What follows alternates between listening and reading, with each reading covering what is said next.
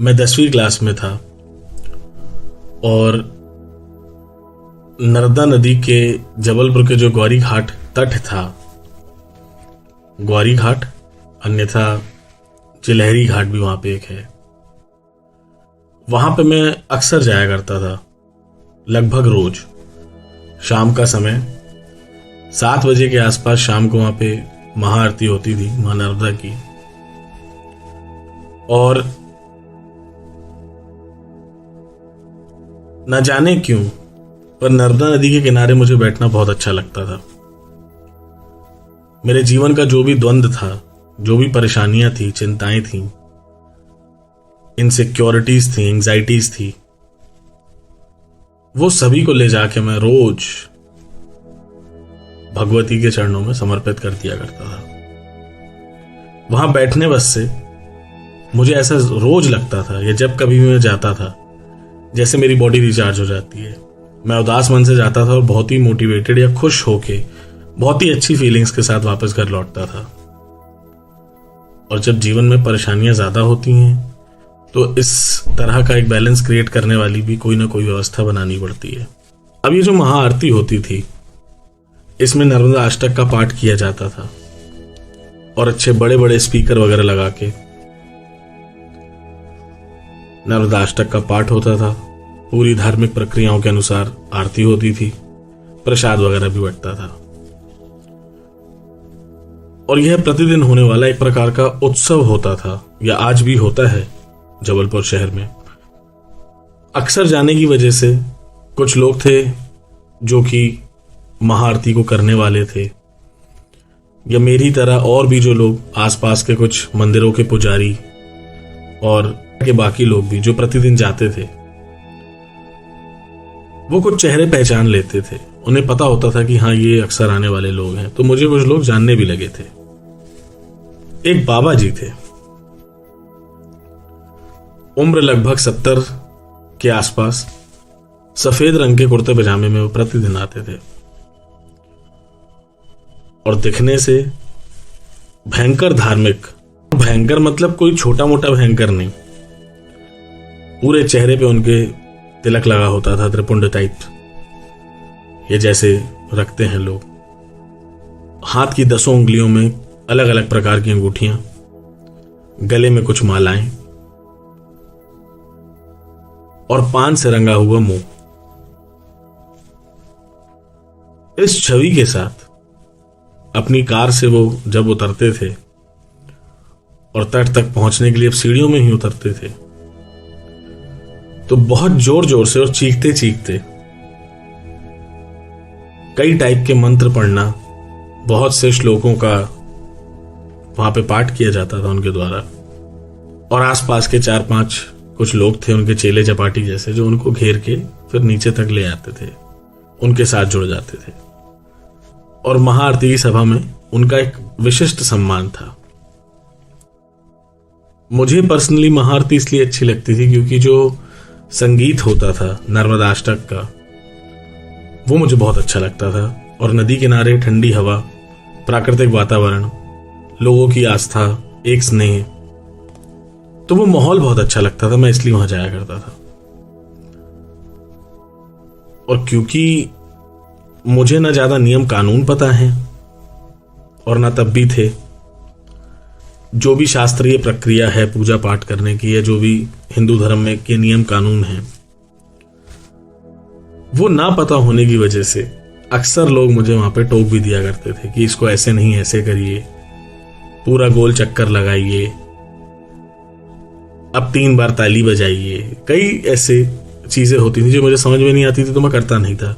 और ना करने पे, जब सभी लोग भीड़ में कर रहे हो और आप अकेले ना कर रहे हो, तो वो लोगों को शायद अजीब लगता ही है। और इसी वजह से उनका आकर्षण भी था, वो देखते भी थे और फिर बोलते भी थे। और ये जो लोग बोलते थे, इन सबके प्रमुख थे ये बाबा, जिनके विषय में मैं आपको बता रहा था। हालांकि वो डांटते नहीं थे, प्यार से ही समझाते थे। पर ये मैंने ऑब्जर्व किया था कि मेरी गलती की वजह से उनका ध्यान बार बार भंग हो रहा है और वो भंग होने दे रहे हैं। वो जिस भी प्रक्रिया में या जो भी करते थे, माँ की भक्ति में आते थे, आरती का पाठ कर रहे होते थे, या जो भी, उसमें वो मेरा गलत होना इतनी बड़ी बाधा हो गई थी कि वो हमेशा टोका करते थे।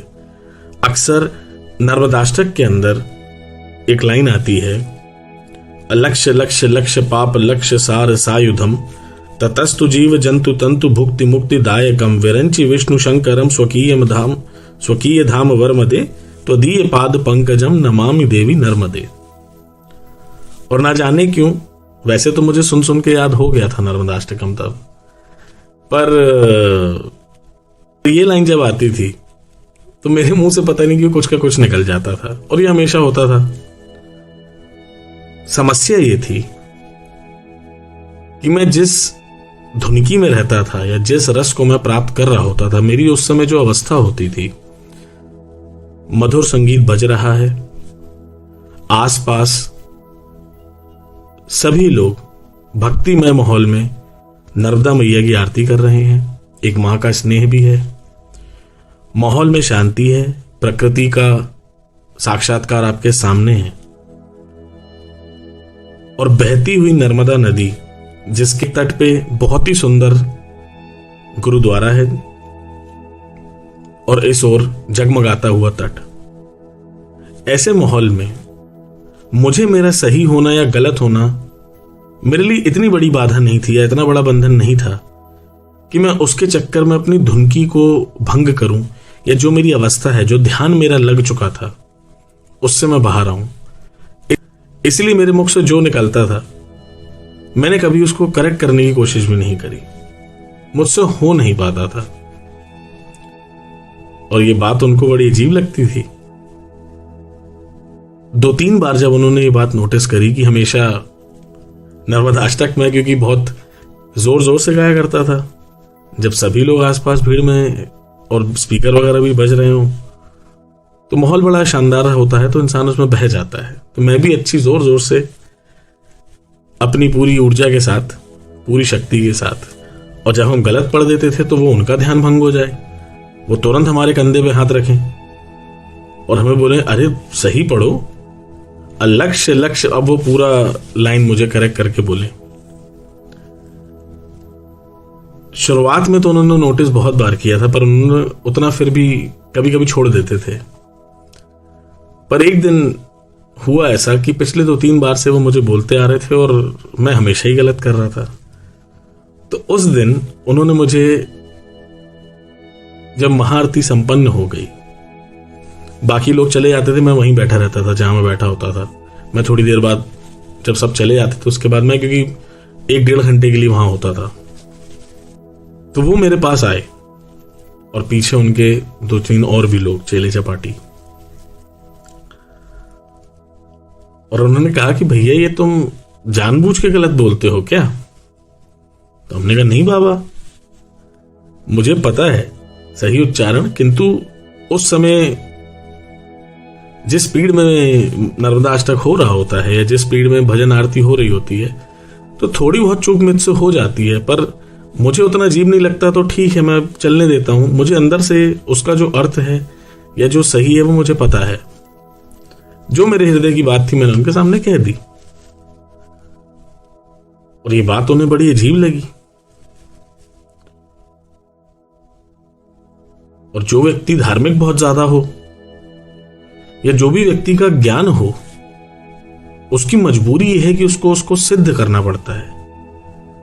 ज्ञान का आधार अगर सत्य नहीं है तो वो ज्ञान किसी काम का नहीं, इसलिए उसको सिद्ध करना बहुत जरूरी है, जो समाज का एक तरीका भी है, एक रीति भी है, और लॉजिकली बात सही भी है। तो वो भी मेरे बगल में आके बैठ गए और उन्होंने मुझे कई प्रकार से समझाने की कोशिश करी। पाप होता है, सेवा दोष है, और भी कई बातें,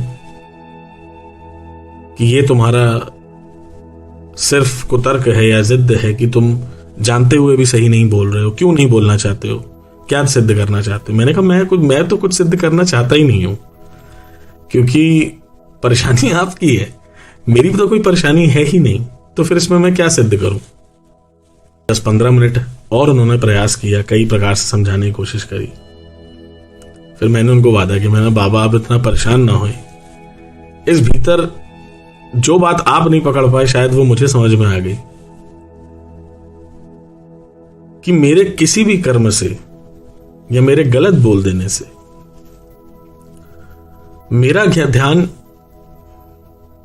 यानी मेरे गलत उच्चारण की वजह से या जो भी मैं गलत कर रहा हूं उस वजह से मेरा ध्यान भंग हो चाहे ना होए,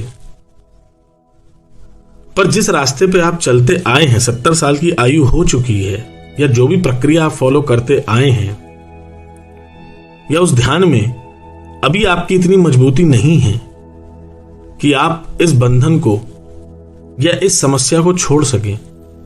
कहीं ना कहीं दिमाग के अंदर यह भी एक बहुत बड़ी मजबूरी है, एक बोझ लेके आप चल रहे हैं कि आप भी अपनी धुनकी में रहते हैं, जब आते हैं तो चीख चीख के मंत्र जाप भी होता है, पूजा पाठ भी होती है, आप भी मेरी ही तरह भक्ति भाव में आप भी वही पाठ करते हैं, पर जब मैं गलत पाठ कर दूं तो मेरा ध्यान भंग ना हो लेकिन आपका जरूर भंग हो जाता है। और ये मुझे ये सिखाता है कि जो भी मैं कर रहा हूं या जो भी मुझे ईश्वर सिखा रहा है, जो भी मैं सीख पा रहा हूं, अनुभव करके प्राप्त कर पा रहा हूं, वो मजबूती मुझे नहीं छोड़नी चाहिए। इस बात को मेरे दिल में और ज्यादा मजबूती के साथ बांधने के लिए आपका धन्यवाद। इस प्रकार की कुछ बातें मैंने उनको कही, शब्द कुछ और हो सकते हैं, पर प्रमुखता उसका जो भाव था मेरे वचनों का वो यही था। इसके बाद फिर मैं 1-2 दिन गया भी था लेकिन उनसे मुलाकात नहीं हुई। फिर एक बार वो मुझे मिले, मैं उनके बाजू में जाके बैठ गया और उस दिन नर्मदाष्टक मेरे मुंह से सही भी निकला अपने आप, पता नहीं क्यों उसके बाद सही निकल, मतलब उसके बाद फिर वो प्रॉब्लम दोबारा कभी नहीं हुई। मैंने भी ऑब्जर्व किया कि हाँ अब मैं सही बोल पा रहा हूं, मतलब मेरे को कोई पहले भी प्रॉब्लम नहीं थी, पहले निकलता नहीं था, अब निकलने लग रहा था मेरे मुंह से। उस अनुभव में मेरे जीवन की बहुत बड़ी लर्निंग थी। नर्मदा नदी का तट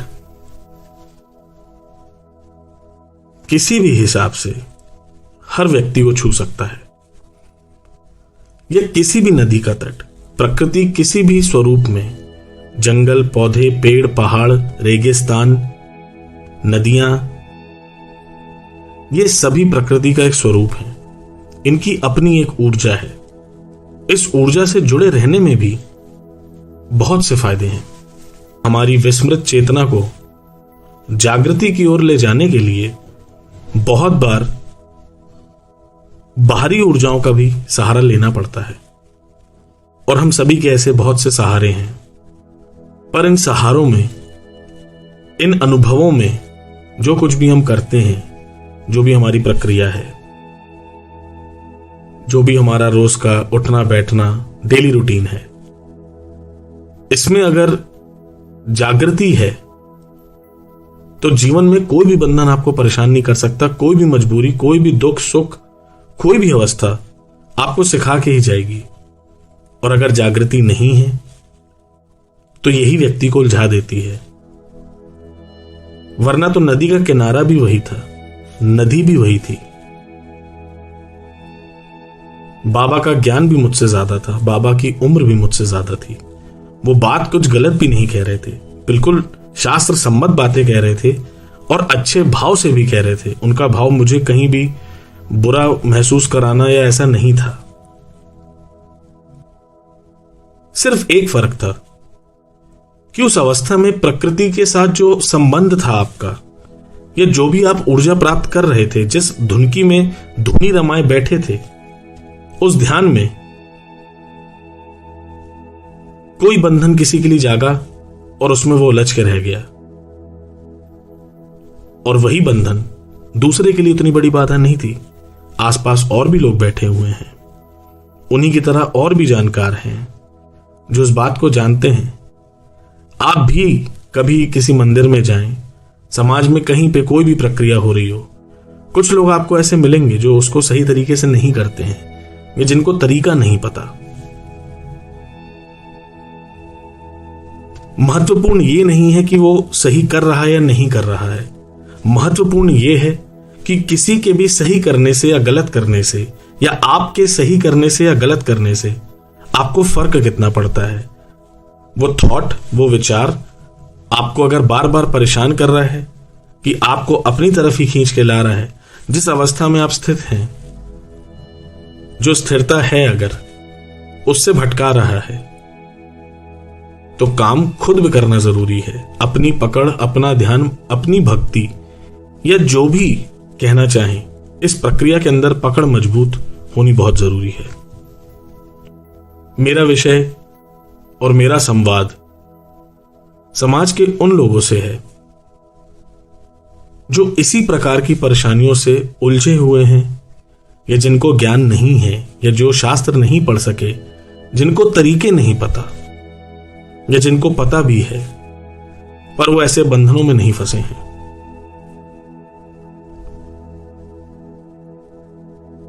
क्योंकि जिसे ज्ञान है उसे और किसी आधार की आवश्यकता नहीं है। जिसका अनुभव मजबूत है उसे इन कहानियों में कोई रस नहीं मिलेगा। पर अगर आप भी मेरी ही तरह ऐसी गलतियां, कुछ सही गलत करते आए हैं, तो सिर्फ यह बताना चाहता हूं कि आप अकेले नहीं हैं, and it is completely normal. कुछ लोगों के क्वेश्चंस आते हैं, आप में से जो भी लोग मुझसे कांटेक्ट करते हैं या मुझसे बातचीत होती है, कुछ ऐसी बातें हो जाती हैं, कुछ ऐसे थॉट्स एक्सचेंज हो जाते हैं कि मुझे अपनी लाइफ के बहुत से एक्सपीरियंसेस, बहुत सी मेमोरीज याद हो जाती हैं। तो आज ऐसी ही एक कहानी मुझे याद आई, तो मैंने सोचा कि आपके साथ शेयर की जाए। कहानी अच्छी लगी हो तो मुझे बताइएगा जरूर। धन्यवाद।